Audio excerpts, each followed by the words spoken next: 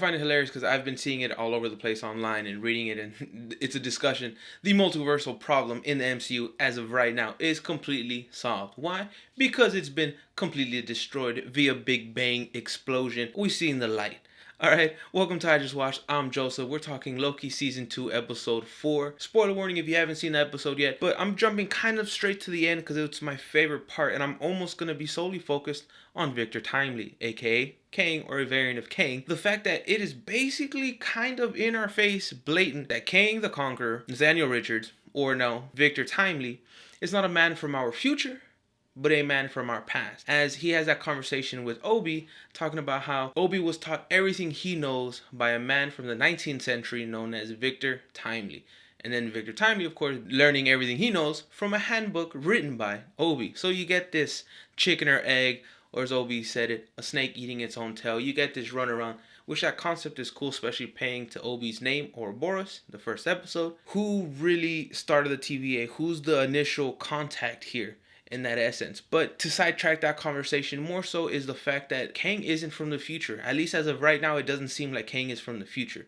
Like I said in the previous episode, when she travels back in time to drop off the handbook, it said sacred timeline. That was a young Kang there, aka Victor Timely. Once he gave him the book, yes, it became a branched timeline, but that's where he's from. So that means Kang, at least in the MCU, is not going to be from the future unless something changes because of this explosion and the loom and all of those branches and the sacred timeline being destroyed via boom. And I had mentioned this in episode 3 because in the comics there's versions of it, but my favorite, or kind of usually the go-to one, is Kang is a descendant of Reed Richards, aka Mr. Fantastic.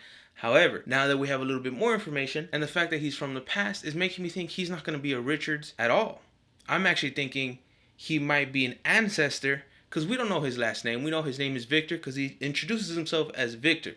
I think Timely's his stage name and he goes by it. Is it completely out of pocket to think that his last name could slightly be Von Doom and he is a ancestor of Victor Von Doom, aka Dr. Doom? And it would also tie in a little bit to the fact that in the comics, Kang uses Doom tech to travel through time. This version, you have an ancestor that creates time travel tech, kind of, and that's how Victor Von Doom gets it, aka Dr. Doom gets it in the future or present. So I wouldn't be completely against it, especially if his name's Victor and he's just Victor Von Doom, and then you're gonna find out that Dr. Doom present day is Victor Von Doom the 5th or whatever, something along those lines, and you still kind of keep that essence from the comics, tying together the Fantastic Four, the whole trio that is Kang, Mr. Fantastic, and Victor Von Doom. So you still kind of get to play with it a little bit in that essence, but then his name could be Victor Richards for all I know, and he's still an ancestor, and then later on we get Mr. Fantastic, Reed Richards. And I know you're saying that can't be right because he's not from Latveria, he's from Chicago. The real simple one could just be that they left Latveria because it was under attack, war, destruction, whatever. Him or his ancestors go back and make that bad boy rise from the ashes like a phoenix. We're getting Dr. Doom. But that's me just speculating a little bit, trying to find the connection to Reed Richards or Victor Von Doom, aka Dr. Doom. I'm saying it like that just in case his name is Victor Von Doom. I was kind of let down jumping ship here to the secret that is the message we heard in the first episode where he was like, you were a great help, Renslayer. Basically, without saying, he's like, I love you, I appreciate you, you helped me win this war, commanding my army, thank you, let's go back to the TV and run shit together forever, I'll be right there. And then in the most Emperor style ever, he said, Order 66, he didn't say Order 66, he said Order 42 or Command 42, whatever. Erase their minds, wipe it clean. But it felt very much like a commence Order 66, like the mad betrayal. But except he did feel or had this like remorseful essence to him. He wasn't like, I've won. It was kind of like, damn, I won. And then he even looked off and said, I'm sorry. But Ravonna did definitely look like it was all business in that little theater thing that Miss Minutes did for her. She was just like, we won. She's the evil one from the jump.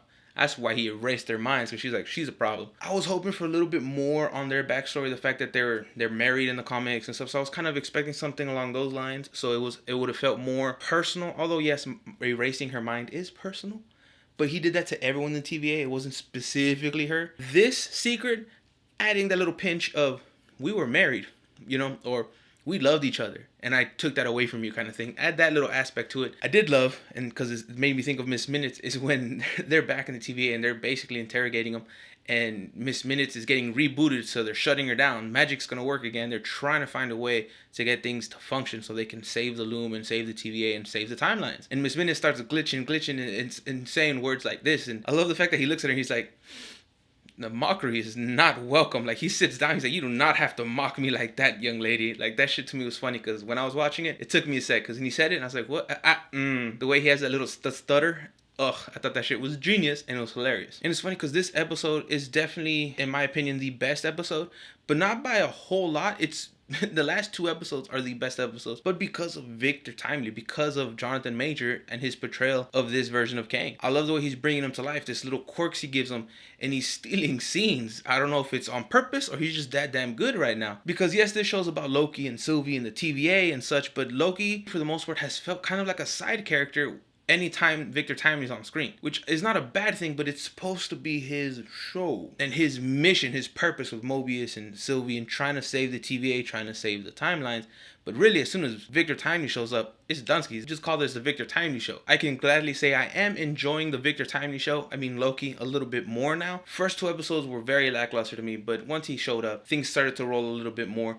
And then the big one at the end of this episode, everything's gone. When he's like, time to be brave, and he's going to run out there and save it, I was like, ooh, my boy, because I actually like him as a good guy here. And he immediately gets spaghettied into the multiverse, and then the multiverse gets destroyed. When I saw that immediately, before it went poof, I was like, oh, maybe he was the single variant at the current moment, and he just got dispersed throughout the multiverse, and that's how you get all the different versions of him. And then went poof. I said, oh, never mind. How are we going to fix this? Who had a quick enough reaction time to be like, I should probably send myself to the end of time, or beginning of time, or somewhere out of the touch of time, and had to figure this out. So I am interested to see how this develops. How are we going to fix the situation? You know, are we going to be able to fix the loom so it could deal with all the multiple branches? Or has the whole multiverse discussion been a setup and all this information and it's Dunsky's? Who knows? That's a possibility. We got 2 episodes left. I want to hear your thoughts, comments, questions, concerns. Do you agree? Do you disagree with any of my theories? I want to hear your theories. Like I said, I'm definitely enjoying it more. Episode 3, episode 4, much better. But you know, I love chatting with y'all, so let me know down below. Agree, disagree, your own theories, you know. But until next time, stay safe, be well, y con mucho amor. Adios.